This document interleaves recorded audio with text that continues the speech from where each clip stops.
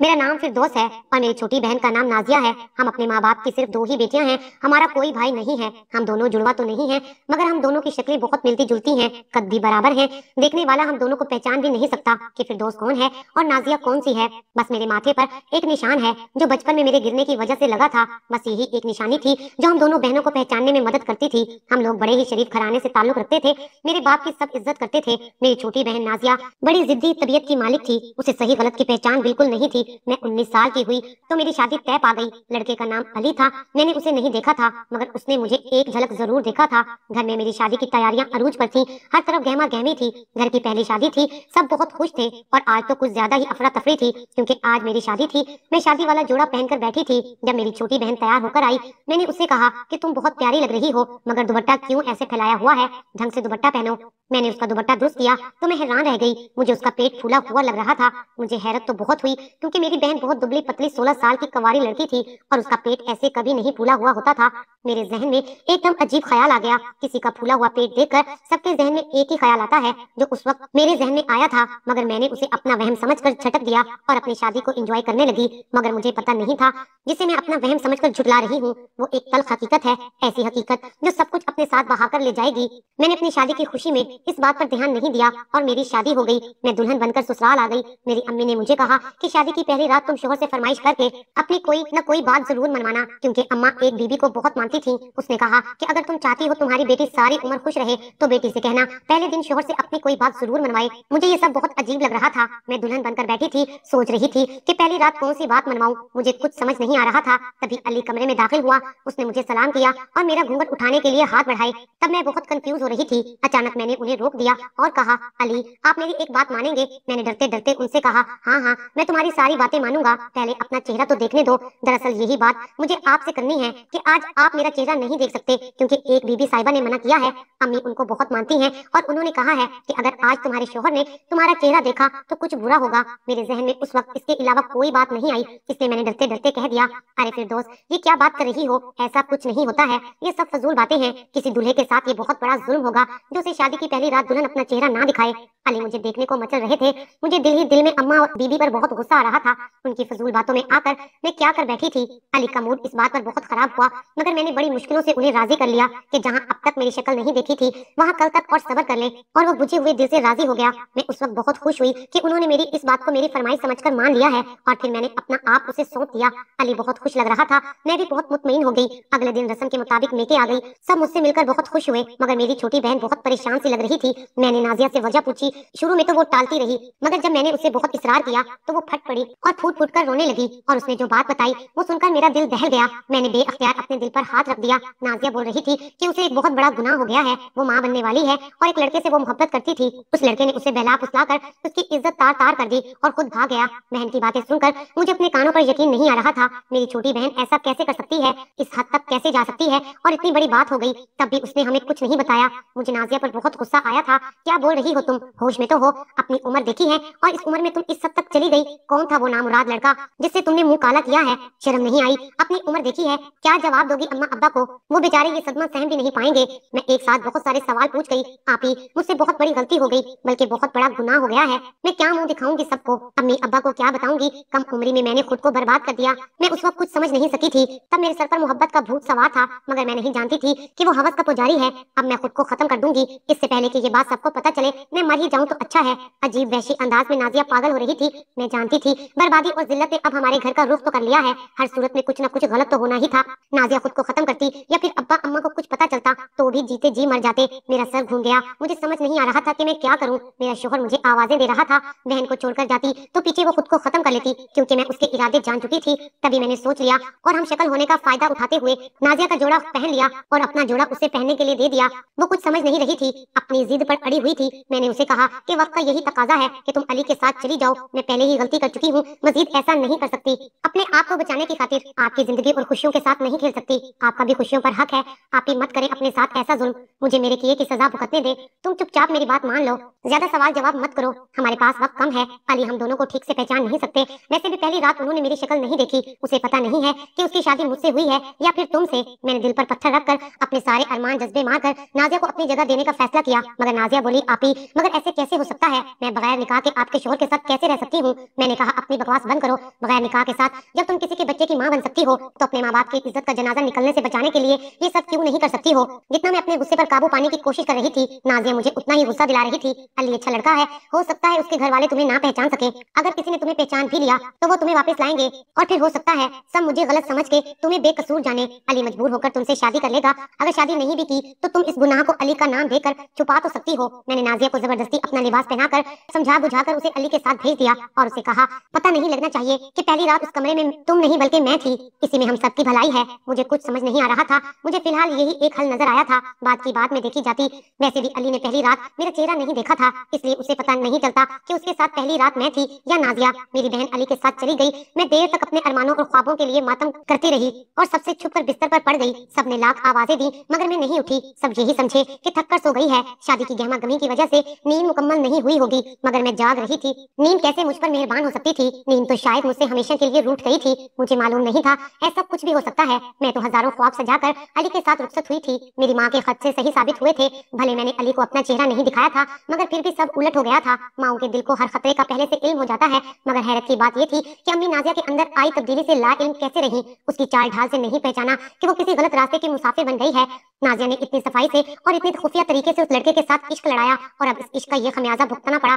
मैं इंतजार की सूली पर लटक रही थी और इस इंतजार में आगे क्या होता है, किस्मत तुम दोनों बहनों के साथ क्या करती है, हमें कहाँ ले जाती है, मेरे इस फैसले से कोई फायदा होता भी है कि नहीं, ऐसे कई सवालात मेरे जहन में घूम रहे थे। मेरा सर चकरा रहा था। सोच सोच कर मैं पागल हो रही थी। आने वाले वक्त को याद करके खौफ बढ़ता जा रहा था। मेरा दिल बहुत तेजी से धड़क रहा था। तभी बाहर से शोर की आवाज आने लगी। मैं समझ गई थी कि ये कैसा शोर था। कुछ जानी पहचानी आवाजें सुनकर मेरे माथे पर सर्दी में भी पसीना आ गया था। फिर अचानक से अम्मी अंदर आई और मेरा कंबल खींचकर नीचे फेंक दिया। कंबल के अंदर नाजिया की जगह मुझे पाकर अम्मी एकदम बैन करने लगी। उन्होंने तो मुझे पहली नजर में ही पहचान लिया था। वो मेरी तरफ बढ़ी और मुझे झंझोर डाला। अम्मी मुझसे बहुत कुछ पूछ रही थी मगर मैं गूंगी बनी बैठी थी। मैंने चुप साध ली थी। अम्मी ने जब देखा मैं किसी सवाल का जवाब नहीं दे रही हूँ तो मुझे घसीटती हुई बाहर ले गई, जहाँ पर मेरे ससुराली जमा थे। मेरा दूल्हा भी खड़ा था जो मुझे देख रहा था। मैं उसे देख रही थी। वो मुझे पहली बार देख रहा था मगर मैं उसे घूंघट की ओर से कई बार देख चुकी थी। मैंने सोचा था कि हम शक्ल होने की वजह से हमें कोई नहीं पहचान सकेगा, मगर ये मेरी गलतफहमी साबित हुई थी। बारी बारी सब मुझे बातें सुनाने लगे मगर मुझे किसी की आवाज समझ नहीं आ रही थी। नाजिया सहमी हुई सी मुजरिम की तरह खामोश खड़ी थी और मुझे सबने कठेरे में खड़ा कर दिया था। सबकी बातें तीरों की तरह मुझ पर वार कर रही थी। देखने में बिल्कुल ठीक मगर अंदर से बहुत जख्मी हो चुकी थी। मैं कसूरवार न होकर भी मैं मुजरिम ठहरी थी और मेरा जुर्म यही था कि मैंने अपनी बहन को जिल्लत और रुसवाई से बचाने के लिए ये कदम उठाया था।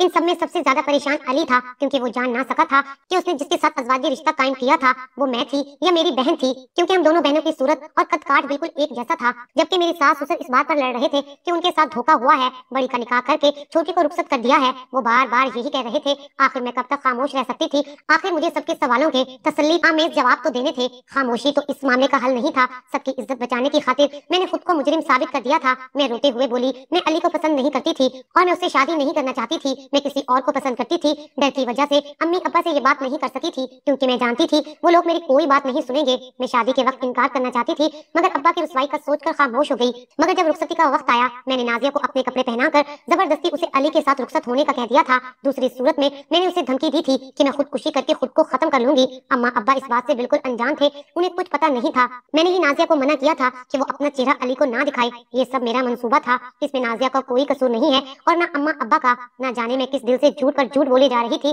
तुम होती कौन हो? फैसला करने वाली, मंसूबे बनाने वाली। तुम्हें ये सब मजाक लगता है? शादी ब्याह कोई खेल तमाशा है? तुम जानती भी हो अपने मतलब के लिए तुमने कंवारी लड़की को बगैर निकाह के एक गैर मर्द के घर में भेजा है और हमसे इतना बड़ा गुनाह करवा दिया। जानती हो ये कितना बड़ा गुनाह है? अपने मतलब के लिए तुम इतना बड़ा कदम कैसे उठा सकती हो? इतनी खुदगर्ज कैसे हो सकती हो जो अपने मतलब के लिए अपनी बहन को भी नहीं बख्शा? अली गुस्से से पागल हो रहा था, जबकि मेरे माँ बाप एकदम चुप हो गए थे। ऐसा लगता था जैसे उन्हें कोई सांप सूंघ गया हो और मुझे तो लग रहा था वो मुझे जान से मार देंगे।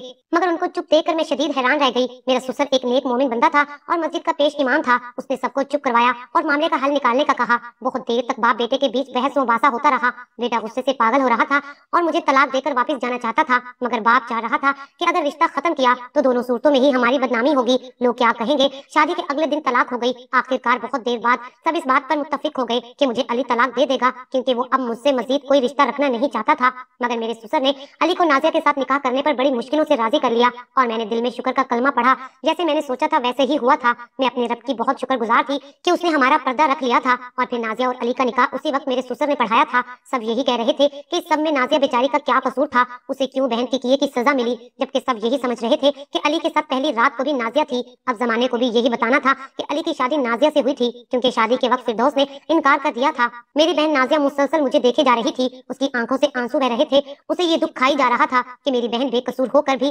सबकी नजरों का निशाना बनी हुई है, और वो खुद कसूरवार होकर भी मासूम और बहुत बेचारी बनी हुई है। मगर मैं उसे आंखों ही आंखों में चुप रहने का कहती रही, और उसी में हम सबकी बेहतरी थी। मैं अपने वालिदैन से बहुत मोहब्बत करती थी। हमेशा मुझे ऐसी लड़कियों से सख्त चिढ़ रहती थी जो माँ बाप की इज्जत अपने कदमों तले रोंद कर प्यार मोहब्बत के नाम पर घर से भाग जाती हैं। कुछ देर बाद नाजिया को लेकर सब चले गए। अब मैं थी बदकिस्मत दुल्हन जो एक रात में शादी से तलाक तक का सफर तय कर चुकी थी। मेरे सारे अरमान ख्वाब रेजा रेजा हो गए थे। मैं जानती थी अब अम्मी अब्बू मुझे नहीं छोड़ेंगे, मुझे शायद वो लोग जिंदा दफन कर देंगे, क्योंकि उनकी नजरों में मैं ही सबकी मुजरिम थी। मैंने उन्हें अपने ससुरालियों के सामने शर्मिंदा किया था। मेरी वजह से उनकी नजरें झुकी हुई थी, मगर मैं चुप थी, इसलिए कि ये शर्मिंदगी उस शर्मिंदगी से कई गुना बेहतर है जो नाजिया उनके सर डालने वाली थी। मगर हैरत अंगेज तौर पर अम्मा अब्बा दोनों बिल्कुल चुपचाप मुझे देखते रहे, और अम्मी आगे बढ़ी और प्यार से मेरे बालों पर हाथ फेरने लगी।